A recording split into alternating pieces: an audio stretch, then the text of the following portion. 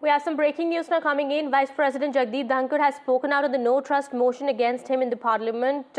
Jagdeep Dhankhar has said, and I quote, "Never use a vegetable cutting knife for bypass surgery. The notice for removal wasn't even a vegetable cutting knife. It was rusted."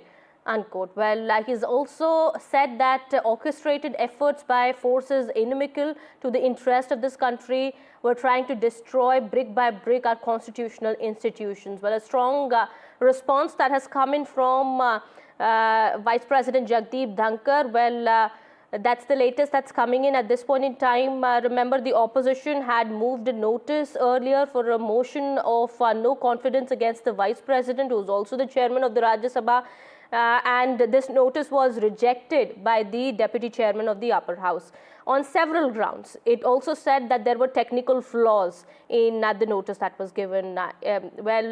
The Deputy Chairman of the Upper House had described this move as casual and also had said that Mr. Dhankhar's name was misspelt. Well, on technical grounds, the notice was rejected, and now Vice President Dhankhar speaking out on the no trust motion against him in Parliament, saying that never use a vegetable cutting knife for bypass surgery, and the notice for removal against me wasn't even a vegetable cutting knife.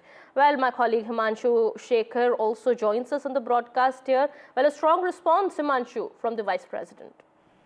That's right, and he has very categorically said that the notice that was issued in a haste, and he has said that and I quote him, "When I read it, I was astonished. But what surprised me more was that none of you read it. If you had, you wouldn't have been able to sleep for days."